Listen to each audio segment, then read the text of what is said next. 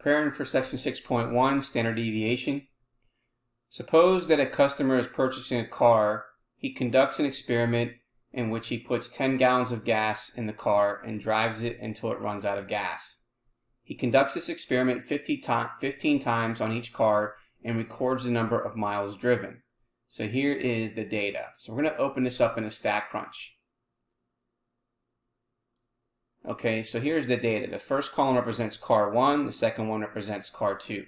Now in the question, they want us to find the sample mean for both. They want us to find the median. They want us to find the range, the sample standard deviation, and then answer the following question. So if we're looking for those items, we're going to go ahead and then again open this back up in Statcrunch. We're going to select stat and then go to summary stats and select columns. We're going to want both columns, so we're going to hit control button for both of them. And remember, what we want is the sample mean.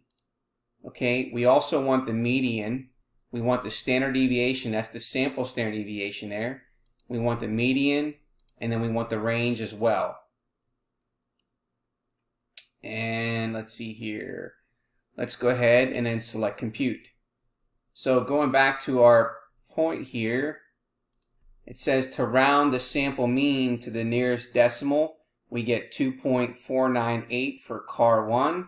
There's 2.498. For sample mean of car 2, we have 246.4, and there's our result for that one. Okay, now let's go to the median. So the median for car 1 is 244 miles per 10 gallon. And then we have 251 miles per 10 gallon. And now we're looking at the range. The range for car 1 is 90. And the range for car 2 is 149. Okay, now what is the sample standard deviation for car 1? Well, if we round that to one decimal place, that means we're going to get 27.6. And there's our result for that. And then for the standard deviation for car 2, rounding that to one decimal place gives us 48.0.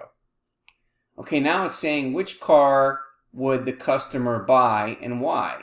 Well, the answer is car 1 because it has a lower sample standard deviation, hence meaning more predictable gas mileage.